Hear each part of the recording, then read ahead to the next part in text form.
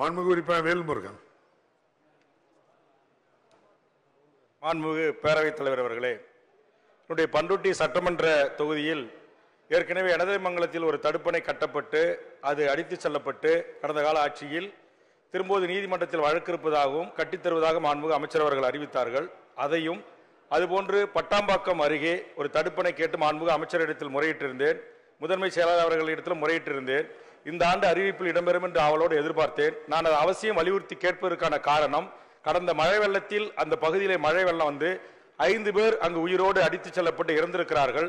அப்பகுதி மக்கள் தொடர்ச்சியாக போராட்டங்கள், கதவடைப்புகள் போன்ற சாலை மறியல் நடந்தேறி வருகிறதால் அறிவிப்பில் இடம்பெறவில்லை என்றாலும் சிறப்பு கூறாக மாண்புமிகு முதலமைச்சரின் அனுமதியை பெற்று அந்த தடுப்பணையை மாண்புமிகு அமைச்சர் அவர்கள் கட்டித்தருவதற்கு முன்வருவாரா பட்டாம்பாக்கம் அருகே என்பதை தங்கள் வாயிலாக கேட்டு அமர்கிறேன்.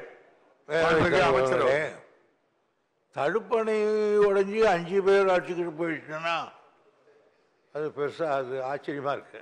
ஏன்னா தடுப்பணையில் எவ்வளோ தண்ணி நிற்கும், அதில் எவ்வளோன்னு எனக்கு தெரியும். ஒரு ஆளை ஒன்றை கூட ஆட்சின்னு போகாது. ஆனால் 5 பேர் ஆட்சின்னு போயிடுச்சுன்னு சொல்கிறீங்க. பட் இருந்தாலும் அப்படி சொன்னால் தான் அந்த வெயிட்டாக இருக்குன்றதுக்காக சொல்கிறீங்க.